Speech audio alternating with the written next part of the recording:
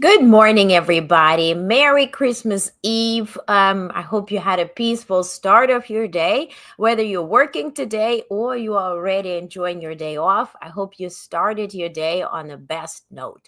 And I hope you had a good night. Good morning. Good morning, Brandon. Good morning and Merry Christmas Eve. Good morning. Ho, ho, ho. Merry Christmas, says Josh. Good morning. Good morning. Good morning, Bonnie, and happy holidays, Lisa. Lisa made it. Yay! Good morning. Good morning to Paris, or good afternoon, actually, to Paris. Very happy to talk to you guys today to present a bunch of AM actual news. Will be a doozy today. Will be a full-blown live stream, and we will be off for tomorrow because I don't want to bother you with the news, nor I expect a heavy news cycle over the night. Let's hope not, right? So we can enjoy our Christmas day or Hanukkah, whatever you're celebrating. Happy holidays, happy Hanukkah. So Hanukkah starts tomorrow. I just Googled it. Goes through January 2nd. So hope you will have just a wonderful celebration. Then on December 26th, and from then on, we resume per usual. Just to keep in mind, be on the lookout of the special Christmas report from the White House. Remember, I went to the White House for the special preview, and I interviewed those wonderful creators behind the White House decorations. They came from all over the United States. Those were teachers, librarians, and so they had the honor decorating the White House. And so tomorrow morning, instead of this live stream, will be a premiere of a short but very nice report from the White House, where you can meet those creators behind the decorations and also all the decorations from the White House and Willow, the first cat, Willow. So again, thank you so much for joining. Let's start with the actual news. Some quick news to begin the day with. Former President Bill Clinton, who's 78, was hospitalized yesterday with a fever in Washington, D.C. According to his deputy chief of staff, it's not an emergency situation per NBC, but of course we wish him to get well soon and to be home for holidays. Luigi Mangione, the one who wrote a manifesto how he killed the United Healthcare CEO in New York City. And he had the gun on him, he had everything, he had pictures, he told us why he did it, what he did, and then he pled non guilty yesterday in court. Remains to be seen. Then the U.S. judge on Monday delayed a trial for the suspect in the second assassination attempt of President-elect Trump until September 2025, according to a court order. Lawyers for the suspect, whose name is Ryan Roth, sought a delay of the scheduled February 10th trial date, citing the large volume of evidence in the case. And Bonnie says, loving pics of Willow. Yes, and Willow is sassy and the doozy. All right, continuing. President Biden will now decide whether Nippon, Japan's company, Nippon Steel, should be allowed to buy U.S. steel after a committee split on the decision. Nippon Steel, of course, blamed President Biden that he sort of didn't play the role, that the deal would go through. But ultimately, President Biden will make the final decision, and he's expected to block the deal. Baristas at Starbucks stores are, of course, on strike, but today is their final day, and so they're set to finish their strike in Los Angeles, Seattle, Chicago, and other areas. They're finishing the strike today, so per their union, and then you can get your coffee, I guess, if you have been waiting all this time. Now, Honda and Nissan are considering joining forces, which will make them number 3 automaker in the world. Now, previous mergers in the auto industry were concerning, to say the least, but that's what they plan to do in 2025. Now, Elon Musk is trying to build a whole town in Texas, and the entire town will consist of SpaceX employees. So he will be renting, selling everything to them, including housing, including everything, plus paying their salary. So it's sort of like, some sort of like a Simpson game story. Now, yesterday night, very late, President Biden came out with two breaking news. Yesterday, he signed into law the H.R. 5009, the Service Member Quality of Life Improvement and National Defense Authorization Act for fiscal year 2025. Which authorizes funding for the Department of Defense, Department of Energy, State Department, and other key agencies. The act provides crucial benefits for military personnel and supports national defense, foreign affairs, and homeland security. While the president supports the act's overall objectives, he raised concerns about certain provisions that could interfere with his constitutional authority in foreign policy and national security matters. Biden emphasized the importance of executive discretion in international negotiations and protecting sensitive information, urging Congress to reconsider certain restrictions, including those related to Guantanamo Bay detainees and the treatment of service members' families based on gender identity. And by the way, as to 9/11 case, right, 2 of the 4 that are being tried right now have been now transferred to Malaysia. So somehow Guantanamo Bay is becoming less and less populated. Bonnie says, hey Jay, good morning. Bonnie says, too bad about U.S. Steel. Pittsburgh area needs a strong steel industry for economic reasons. It's Steel City throughout its history. Yeah, but do we really want to sell it to Japan? Right? That's sort of the national security issue where I see Biden having concerns with. Jay says, company town of robber baron type. Indeed. Okay. So next thing, President Biden vetoed a bill from Congress. Remember, they tried to add more seats to the judiciary and, for Trump to populate. Biden didn't want to have anything to do with that. So President Biden has returned Senate Bill 4199, known as Judicial Understaffing Delays Getting Emergencies Solved Act of 2024, without his approval. The bill seeks to create additional judgeships just weeks before the close of 118th Congress. However, Biden argues that the legislation was rushed and fails to address crucial questions regarding the allocation of new judgeships and how the work of senior status and magistrate judges might impact the need for new positions. The president's veto stems from concerns that the bill, which proposes new judgeships in states where existing judicial vacancies have been intentionally left open, reflects political motivations rather than addressing actual judicial efficiency and caseload issues. And so in his statement, he said, the efficient and effective administration of justice requires that these questions about need and allocation be further studied and answered before we create permanent judgeships for life tenured judges. By vetoing the bill, Biden calls for further deliberation on how to best address judicial staffing needs. So that's to that. It's good for Joe Biden, honestly.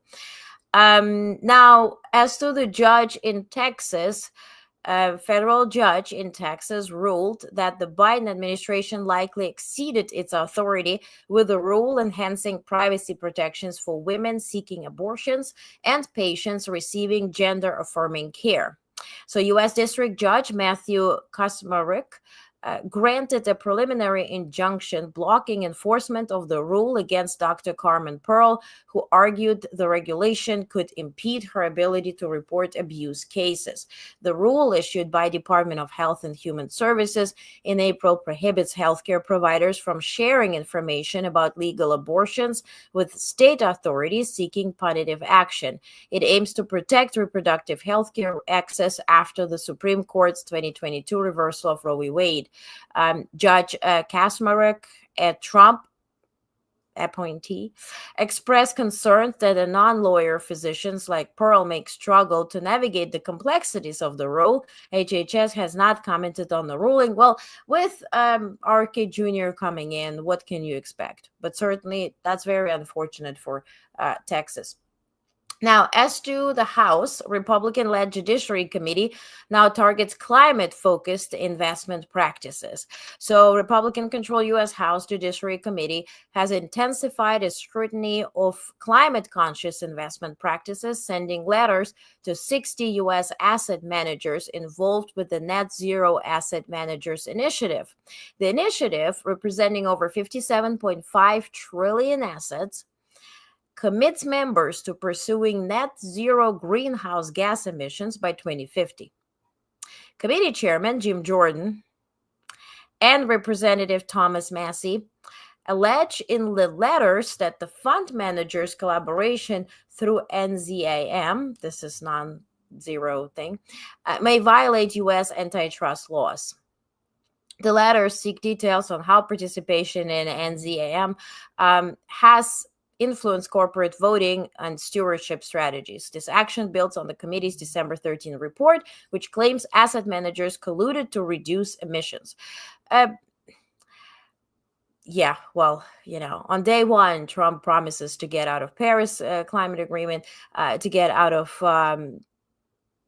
WHO. Like, I have a readout on that. So a bunch of things are coming. We should prepare for it, but we should not underestimate that this might not happen. It will. So as to New York City mayor, he has somebody who will turn on him. Arden Arkan, a construction executive accused of illegal campaign contributions to New York City mayor. Erdogan Arkan sounds like a Turkish construction executive. Well, he did made contributions to New York City Mayor Eric Adams' 2021 campaign. And he intends now to plead guilty to conspiracy to commit wire fraud, according to court records. The charges stem from straw donations, which disguise the true donor's identity. Adams, who's running for re-election, has pled not guilty to multiple charges, including bribery, solicitation of foreign campaign contributions, and wire fraud. His trial is set for April, coinciding with his re-election campaign. Adams' attorney, Alex Spiro, has yet to comment on the latest developments. And certainly, former New York Governor Cuomo is allegedly running for mayor or governor. But if he runs for mayor, during all that situation with Adams, we'll see. Also, it was heartbreaking. Remember yesterday I reported on the woman who was set on fire on the train, on the subway train in New York City. Now we have so many pictures of NYPD just walking by. Just literally, she's burning, she's screaming, they're just walking by, not getting anything to get rid of it. Like, just incredible. And Bonnie, I think you sent it to me, right? Yesterday, the video where Amazon workers are on strike, and it's minus 11 Celsius in New York City. It's freezing. I'm going to show you a fountain from Bryant Park by the end of this live stream. And NYPD is sort of helping Amazon workers to just spill water, and they just like drown them as they protest. So incredible. Now, as to Trump, what's up with NYPD? I don't know. Well, NYPD, the first thing that Mayor Adams did is appointing his brother to lead NYPD. Then it was like, it caused such a turmoil, and then he was deputy, right? So it's like, remains to be seen. As to Trump, you think grifting is ending? Oh, hell no. Now he is selling guitars. I guess it's sort of AI manipulated picture, or he is in Madame Tussauds, or I don't know where he is. Certainly trying to be Marie Antoinette, but he's selling guitars with the picture of his face where he was allegedly shot and all that kind of stuff. So Trump is also very dissatisfied with Speaker Johnson, because Johnson could not, stop the budget, could not just close the country, right, for holidays, because who doesn't want to be without federal budget for holidays, right? The world should have stopped. But anyway, the U.S. President-elect Trump has expressed dissatisfaction with Speaker of the House Mike Johnson, questioning whether he can retain his position, according to Politico. Trump reportedly criticized the recent budget deal that averted a governmental shutdown and Johnson's failure to secure an increase in the debt ceiling. By the way, that's the people who try to reduce our spending but want to either eliminate altogether the debt ceiling or increase it. Incredible.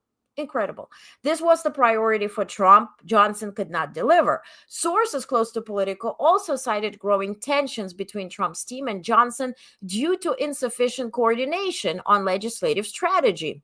The situation has led to speculation about the speaker's ability to maintain Trump's confidence as key fiscal and policy battles loom in Congress.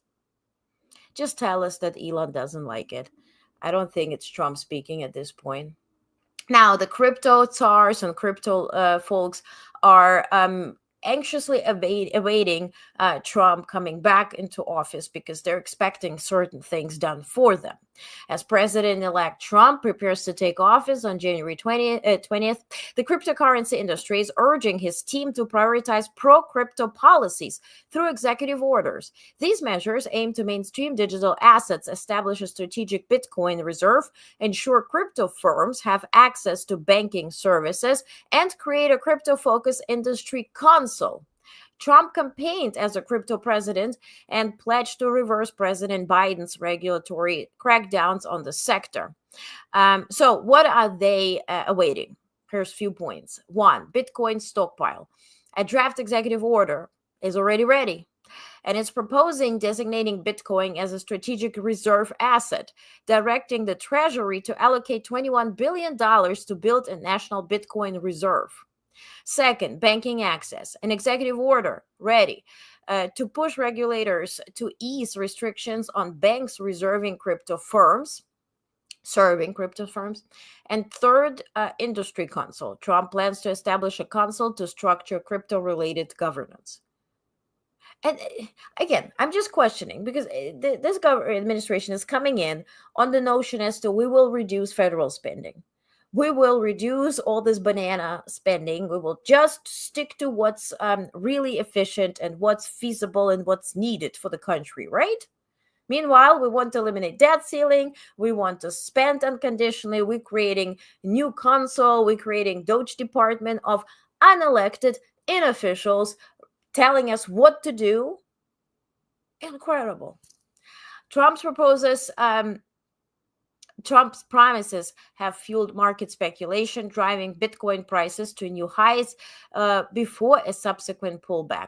However, experts note that certain proposed measures, such as easing bank regulations, might face hurdles due to the independence of federal banking regulators.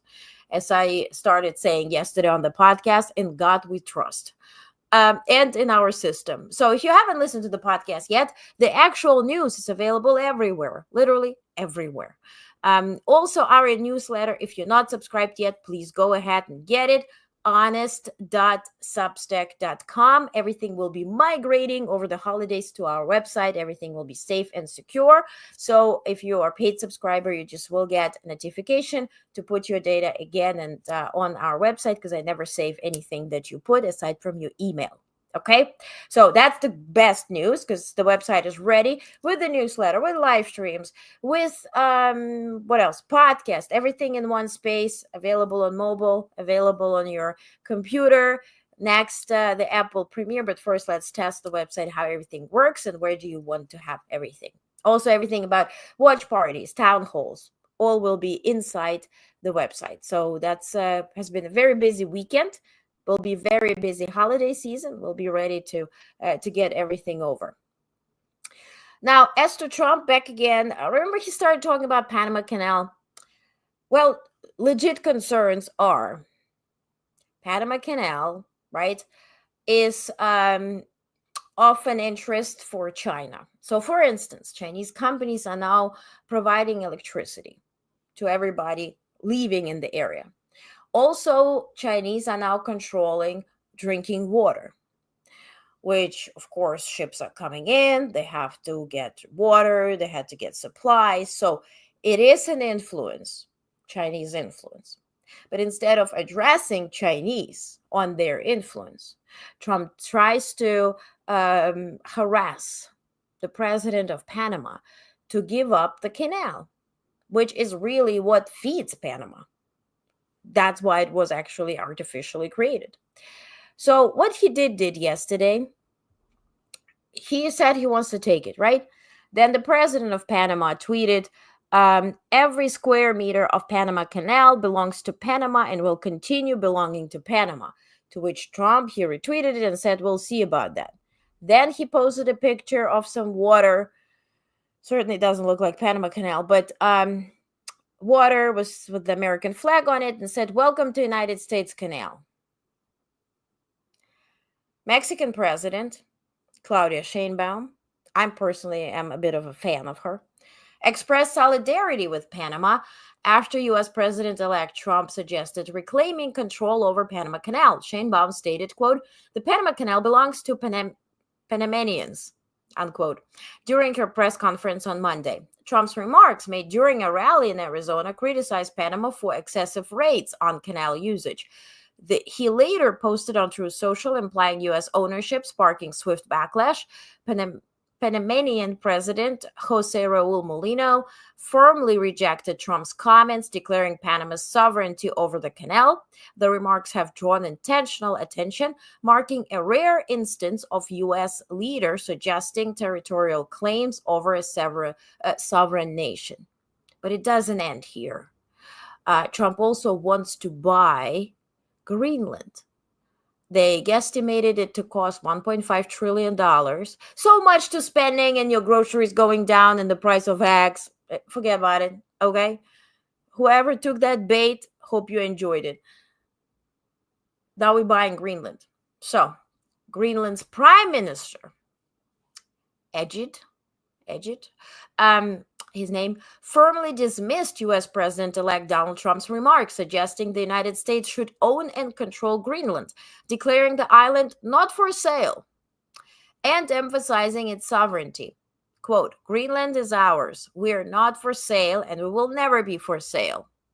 I guess he was speaking to Musk more than Trump. The president said in a statement underscoring the island's long struggle for autonomy. Trump's comments made Sunday on Truth Social framed Greenland's control as a necessity for U.S. national security and global freedom, citing its strategic importance, including the Pitofik Air Base that supports the U.S. ballistic missile early warning system.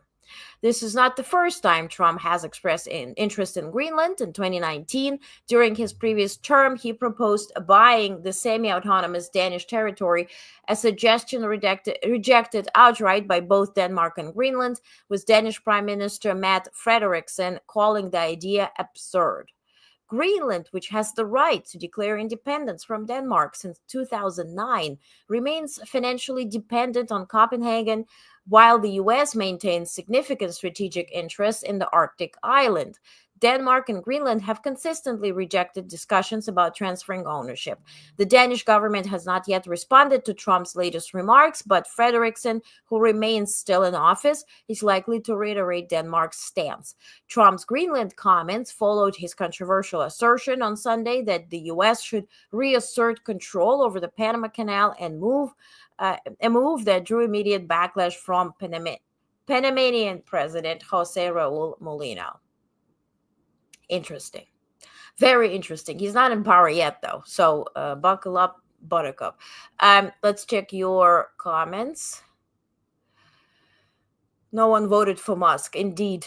I don't remember voting for Musk.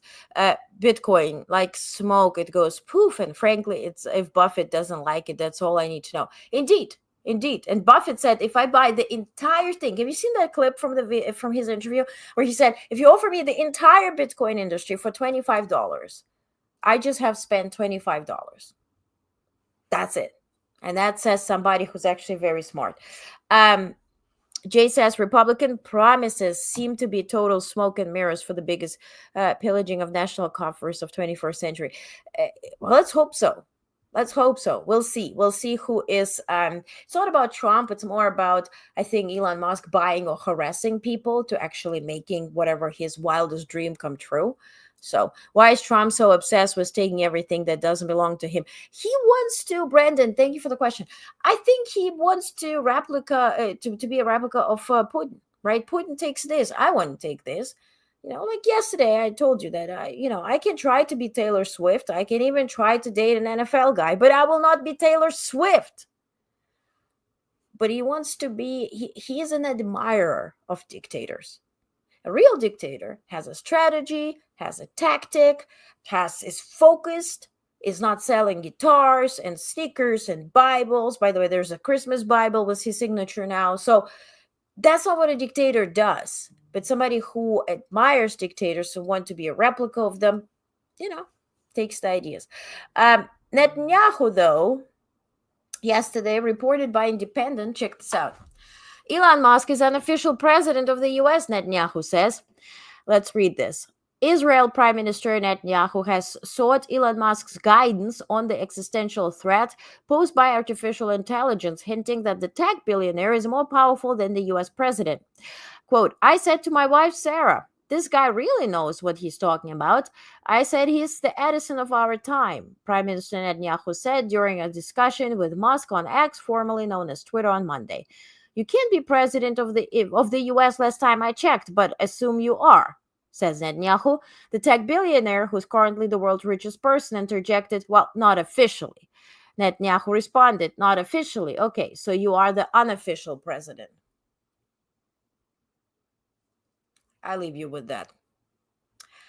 Now, Trump's administration has announced that they will be withdrawing from WHO on day one.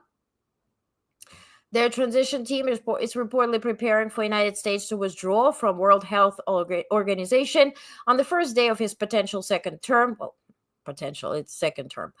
Health law expert Lawrence Gostin revealed the plans, which align with Trump's criticism of the WHO as being overly influenced by China and ineffective during COVID-19 pandemic.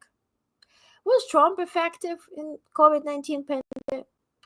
Trump previously initiated the withdrawal process in 2020, though it was reversed by President Joe Biden.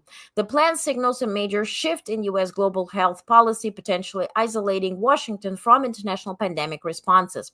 Trump has nominated WHO critics, including RFK Jr., for key health positions. Critics argue the move could weaken global disease surveillance, diminish U.S. influence in health policy, and create opportunities for China to fill the leadership gap. WHO Director General Tedros Adhanom Ghebreyesus expressed hope for ongoing international collaboration and the finalization of pandemic agreement by May 2025. Well, good luck with that. I don't really think that this will go through. So what you guys think? Shall we stay at WHO or leave WHO? The best thing is that nobody's asking, you know? That's the problem.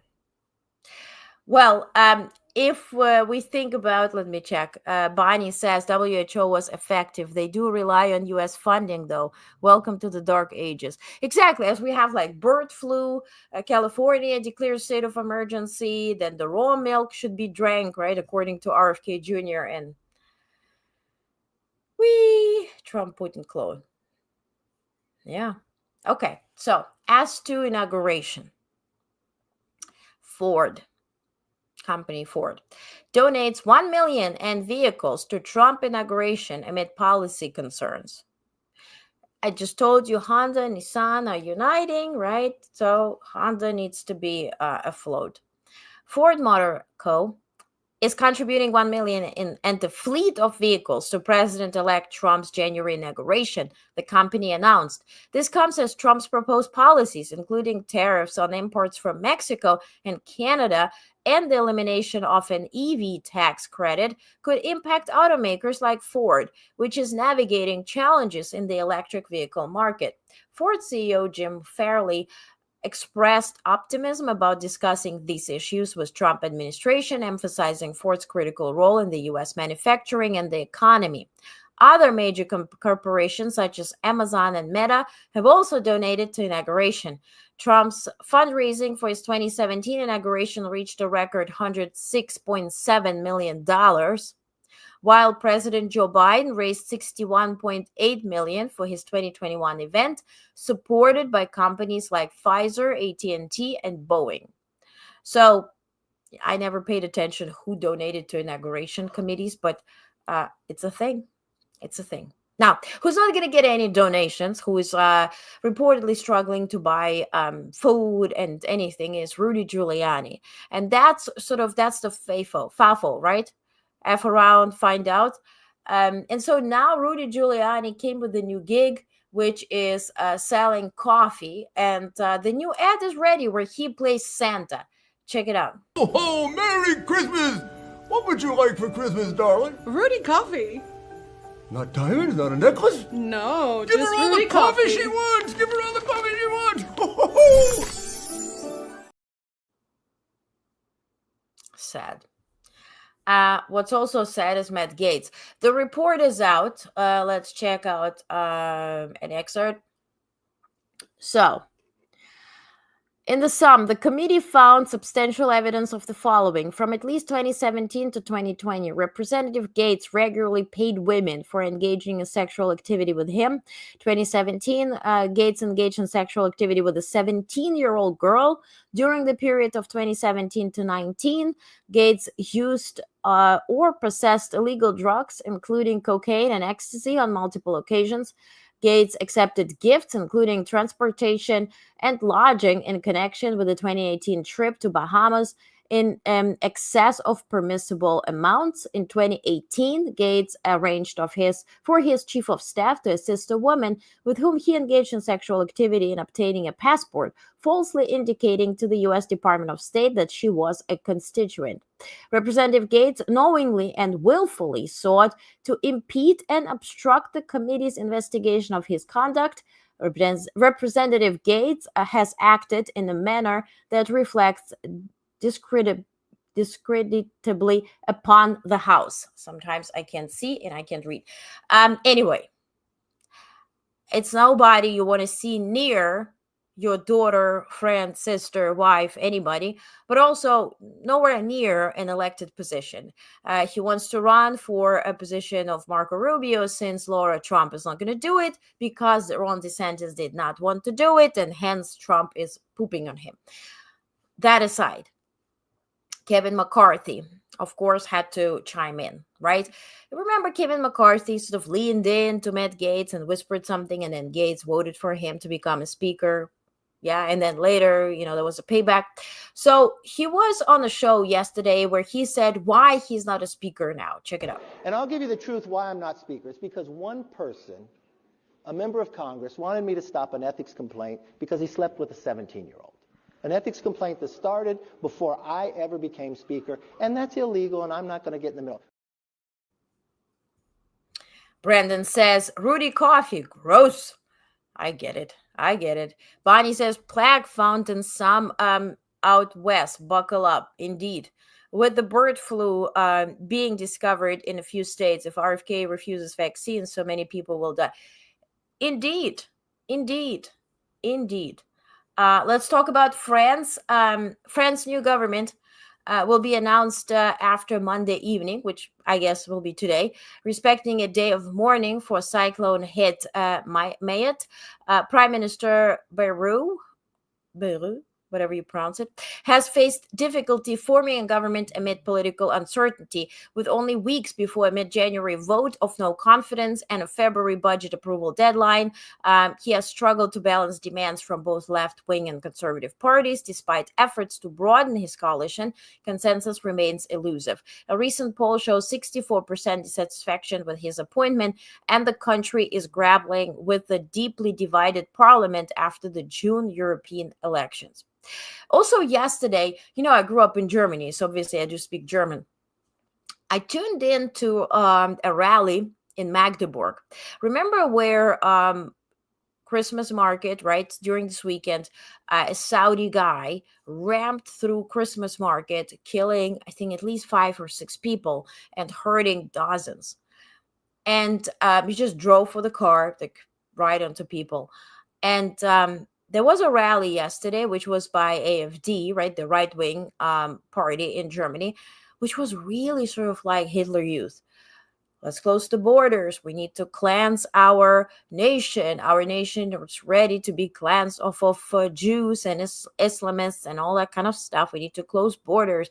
We need to deport people. We need to cleanse. Incredible, and especially when you hear it in German, since that's how we heard Hitler as well.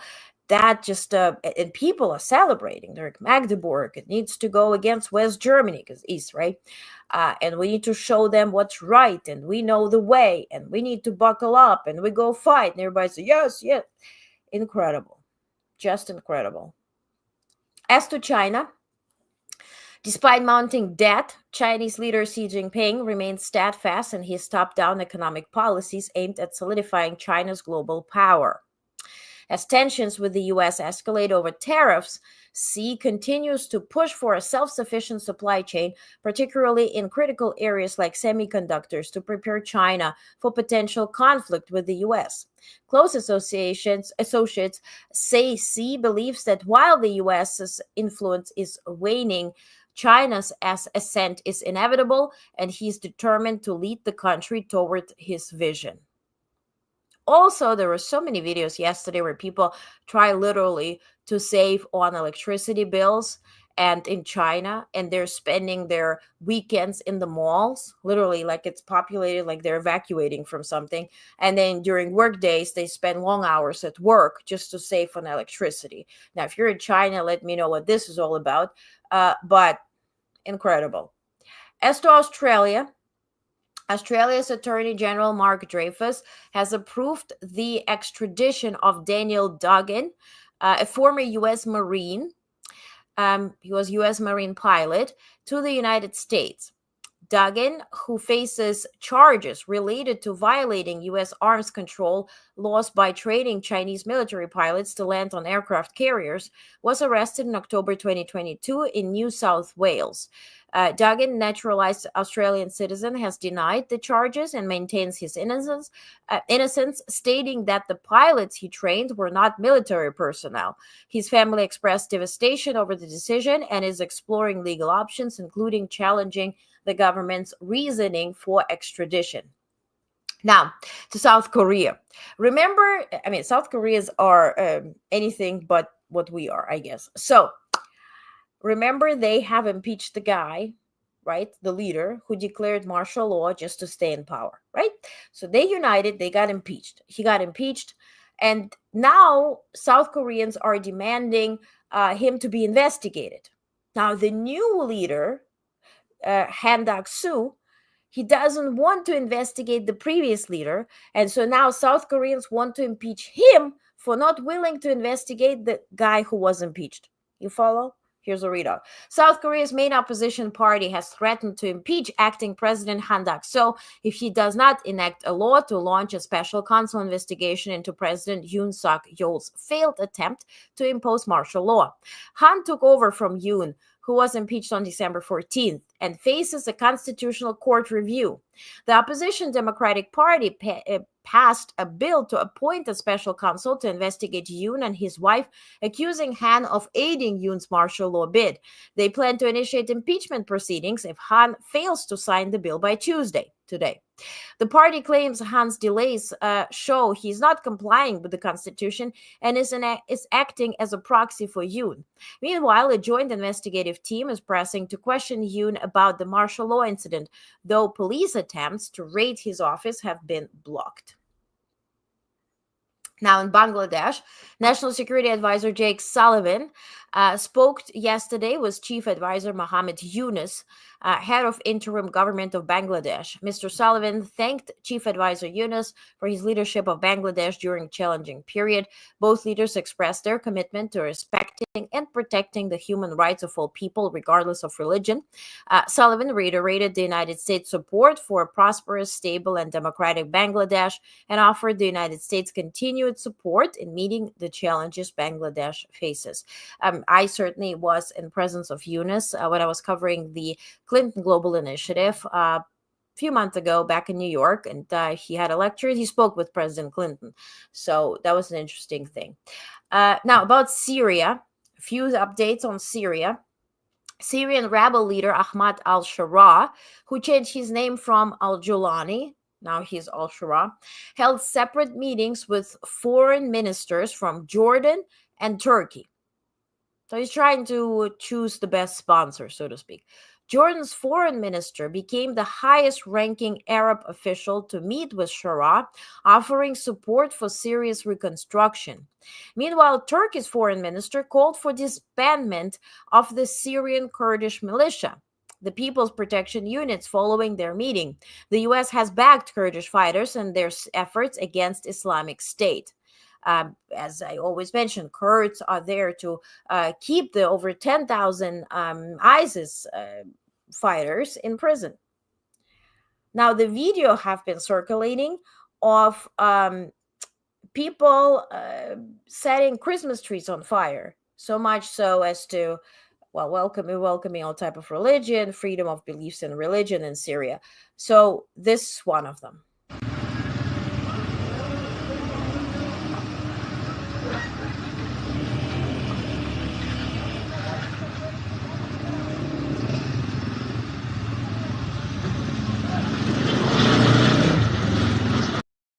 So also thousands of women gathered in Qamishli, northeastern Syria, on Monday to demand the Islamist rulers in Damascus to uphold women's rights and to protest Turkish-backed military campaigns in Kurdish-controlled regions. By the way, I reported yesterday that Erdogan called upon the U.S. to divest in Kurds, right? He said, well, Kurds will be eliminated anyway, so let's just go with the Islamic State. The protesters, many waving the Women's Protection Unit's flag, emphasized the importance of preserving rights achieved in the Kurdish-led territories. The rally follows significant shifts in Syria's power dynamics. The Islamist groups, HDS, that's where this al-Sharat is leader of, ousted Bashar al-Assad 2 weeks ago, gaining control of Damascus with Ankara's support. Ankara is Turkey, right? HDS conservative views starkly contrast the socialist and feminist ideals of the Kurdish groups that have governed northern Syria since the civil war began in 2011. Protesters condemned Turkish offenses on the SDF-controlled Kobani, a city vital to Kurdish autonomy. Kurdish officials warned of further Turkish mobilizations and expressed fears that the new administration in Damascus would marginalize minorities and women under hardline Islamist rule. Think of Afghanistan. Think what women specifically cannot do. Looking at a man, saying something, sneezing, making any noise. Just be there. Women's rights activists and Kurdish leaders vowed to defend the region's achievements, with one official declaring support for the YPG, that's the women's rights sort of protest, and the continuation of the women's revolution in Syria. Now, the UN envoy for Syria, Geir Petersen, has urged for a political resolution to rising tensions between Kurdish-led authorities and Turkish-backed groups in northeastern East Syria, warning of dramatic consequences if left unresolved. Clashes have intensified since Syrian rebels backed by Turkey seized Manbij from the US-backed Syrian Democratic Forces, and on December 9th, with fears of further attacks on Kobani. The SDF, led by Kurdish YPG, has proposed withdrawing forces in exchange for a truce, but Turkey insists on YPG's complete disbandment, citing its ties to PKK, labeled as terrorist group by Turkey, the US, and the EU. The situation tests the new Syrian administration led by Ahmed al-Shara following the fall of Bashar al-Assad. Now, the problem here is what I have been pointing out for a while now, that now you have the HTS backed by Turkey. Now you have the SDF backed by US, and both US and Turkey are within NATO. So what if Turkey were to be attacked, so to speak? What if somebody shoots on Turkey's land to warn them to withdraw from Syria, or at least have less influence? How will NATO react? Will that somehow be Article 5 worthy or no? Is that the defense or is that an offense? Remains to be seen. Now, CENTCOM forces, this was a major operation done on December 23rd, yesterday, by our Central Command, CENTCOM. The U.S. CENTCOM forces conducted a precision airstrike in the Deir az-Zawr province in Syria, killing 2 ISIS operatives and wounding 1. The terrorists were moving a truckload of weapons, which were destroyed during the strike. The strike occurred in an area formerly controlled by the Syrian regime and Russians. The airstrike is part of CENTCOM's ongoing commitment, along with partners in the region, to disrupt and degrade efforts by terrorists to plan, organize, and conduct attacks against civilians and conduct attacks against military personnel from the U.S., our allies, and our partners throughout the region and beyond. So let's check some comments. Jay says, there are so many brave people in the world right now, especially women, fighting to just exist. Amen. Amen. That's absolutely. Brandon got to run. Need to get ready for Head to My Sisters for Xmas. Yes, yes. Happy Christmas, Brandon. Thank you for being here, and hope. He says, hope Santa's everything y'all wanted. Likewise, likewise. Bonnie says, gee, wouldn't have been nice to have a stable administration going forward when so many other governments in flux, unstable. But alas, there will be no positive support from the U.S. Yeah, I mean, we probably will have support. The problem is to whom, right? Yemen. U.S. Navy ship mistakenly targeted a U.S. fighter jet over the Red Sea on Wednesday, according to Central Command. 2 pilots ejected from the jet with one sustaining minor injuries. The incident is under investigation. U.S. forces have been conducting strikes against Yemeni Houthi rebels in response to their targeting and of commercial shipping in the region. Now, Yemen has reported the highest global burden of cholera with nearly 250,000 suspected cases of and 861 associated deaths as of December 1st. This accounts for 35% of worldwide cholera cases and 18% of related deaths this year, according to UN World Health Organization. That organization we will be leaving. Now, as to Vietnam, Vietnam's government will begin construction by the end of 2025 on a railroad linking its northern port of Haiphong to the border with China. Probably, I mean, that's the main guesstimation here is that they want to trade, right? And since you have then a stable connection, that will be very beneficial to that. This was according to country's prime minister. Now, the Kazakhstan, right, Kazakhstan near Russia, has replaced its economy minister following a depreciation of the national currency. Officials attributed the currency's decline to factors such as the rise of US dollar, the drop in Russian ruble, failing oil prices or falling oil prices, and other economic challenges. The new minister previously held several senior economic posts. And Saudi Arabia has revamped operations at its diplomatic mission in Kabul, aiming to provide services to the Afghan people. Saudi Arabia. According to the embassy, Saudi diplomats have previously withdrawn from Afghanistan following the Taliban takeover in 2021. Again, where we are leaving, the place will not remain empty, right? Either China will come in or Saudi Arabia will come in. So then the question is, why were we in Afghanistan? What have we achieved, right? Now, women have absolutely no rights rather than to bear children, and that's with permission probably. And the country will be what? Controlled by Saudi Arabia. What are we in Syria, right? We're supporting one group, Turkey supports the other. Probably it will become an Islamic state. So Bonnie says, is Vietnam a new railroad or rebuild of one destroyed in previous war? It's said to be a new one, but I can dig into that to see if it's based on the one that was destroyed. Thank you, Bonnie. That's a good question. Now, yesterday I told you that the Slovakian Prime Minister Robert Fico traveled to Moscow to kiss the ring, yes, but also to complain. There was an EU agreement, because it's expiring on January 1st, an agreement that Russian gas will be transported through Ukraine to buyers such as Slovakia. Now, the agreement is expiring, and Ukraine's Prime Minister Shmyhal said that, we will stop transferring Russian gas or facilitating the transfer from January 1st, 7 a.m. local time. Slovakian Prime Minister, traveled to see Putin. This is how this looked like. And then I'm going to have a readout on what Zelensky literally said on that, and he posted it on Twitter as well. So do I have it? No, I don't. Doesn't matter. He met Putin. Anyway, so Ukraine will stop the transit of Russian gas to the EU on January 1st, 7 a.m. The decision comes amid raising energy concerns. Slovakian Prime Minister Fico visited Russian President Putin to discuss energy issues and explore the possibility of an early end to the war in Ukraine. Of course, it will only benefit them.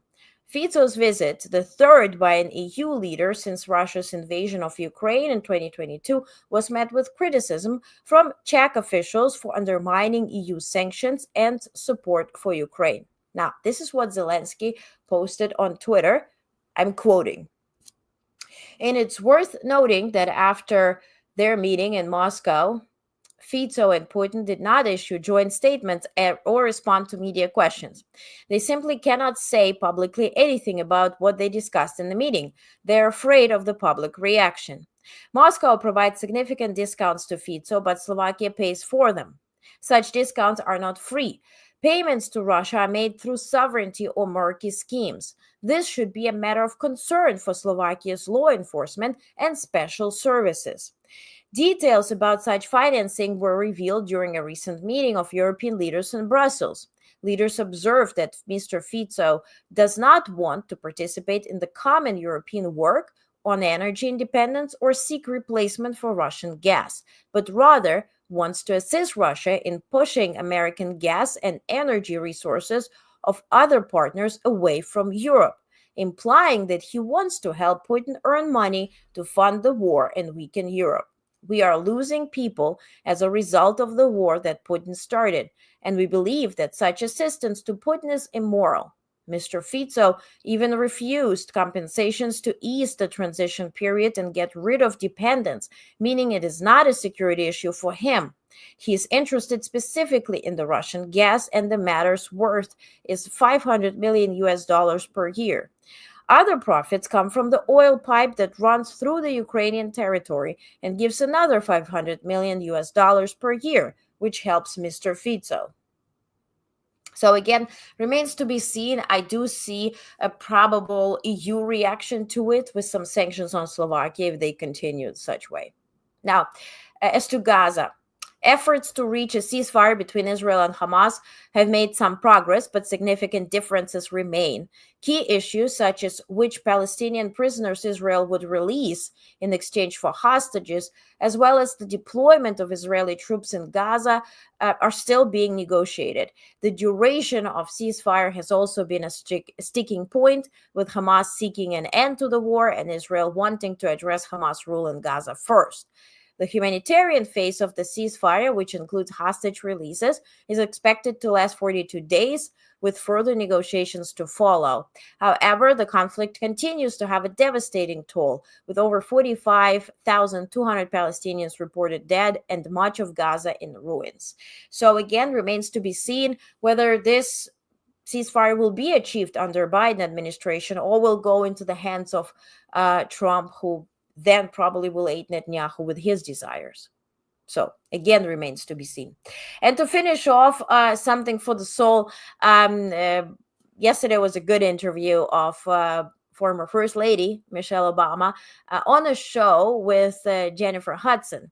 And there she spoke about Christmas, and she spoke about the benefit of having her husband, who is from Hawaii. So this is how Obamas will spend their Christmas, and why, it matters that President Barack Obama is from Hawaii. Take a look. In Hawaii, yes. One of the reasons why I married him, my in-laws. I was like, okay, is this where Christmas is going to be? So because we're on the mainland, we do Thanksgiving with my family. So since the girls were little, we go to Hawaii. Nice. And with his family is there, and now it's just his sister, my nieces, and a bunch of our friends have been going there for years and years and years. Beautiful. So we're going to do that. We're picking up the girls. Sasha has one more exam to get through, and then we're going to head to the island for a little sun. Nice. And that's the way to spend the Christmas. I like that. I know. I tell you, that's what you got to pick your husband right. Okay. You know? Okay. It's like he got a lot cuter when I found out he was from Hawaii. I was like, oh, okay. That is funny. Yeah. She also said it's very difficult to shop for him because all he likes is golf and he's cheap, so everything has to be very, very efficient. Probably it's relatable to many women, right? Now, if you're not headed to Hawaii, if you're stuck in places like New York, it's not a place to be stuck in. If you're enjoying your time in New York, by the way, 65 million people have visited New York now, reported by New York administration or whatever, the government, local government. then you will be seeing such things as this fountain in Bryant Park, who tends to freeze in winter when it gets really, really cold. So take a look how this looks like.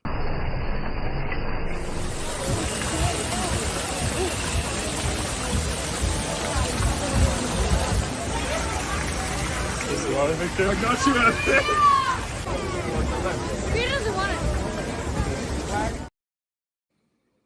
Very, very frozen New York, indeed.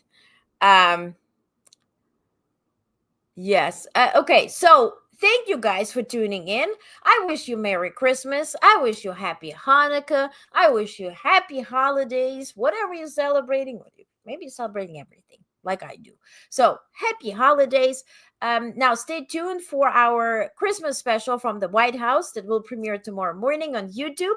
So if you're watching on YouTube, please like it, please subscribe so you get this notification. I interviewed librarians who had the honor to work and decorate the library in the White House, and what it meant to them, and also teachers who brought wonderful creations by their students and the stories behind it. And also I have videos of Decorate White House with beautiful music, with everything to enjoy. So please, please, please subscribe, please like it. Again, your newsletter is here, honest.substack.com.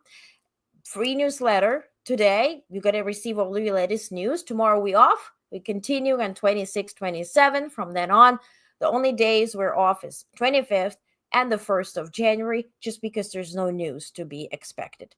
And yes, and if you will get an email prompted to type your details to just know it's coming from me, and we're transferring everything to the website. Why? I explained it. I love Substack, but since they're partnering with a company fully sponsored by Peter Thiel, I want to protect your data, and I want to protect my freedom to report on the actual news. And that's the reason. Okay? So next, I will see you on the 26th. Please have a peaceful holiday.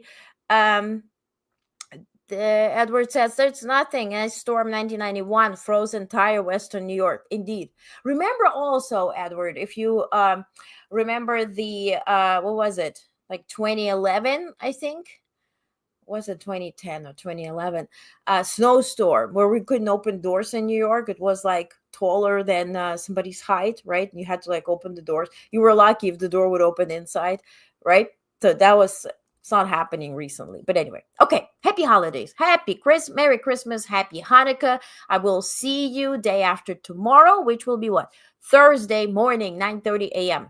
Now, tonight, you're going to get your email and you get your newsletter, so you will have a bunch of stuff to read through if you wish to do so tomorrow. Merry Christmas. Merry Christmas. Thank you. Thank you for watching. Thank you, Bonnie. Peace. Exactly. We had no power for 2 weeks. Also, Storm 76 was 14 feet. Right. And it did change, right? Don't have it anymore. Kelly says, be safe and have a great holiday if you celebrate. Indeed. Everybody, please be safe. Please be peaceful. Enjoy your time with your loved ones or alone, whatever floats your boat. Just be peaceful. And yeah, karma is a thing. Let's wish peace and get the peace back. Okay. All right. We're still under Biden administration. All fine. Okay. Have a good day and a very, very happy holiday. And I'll see you on Thursday morning. Thank you for being here.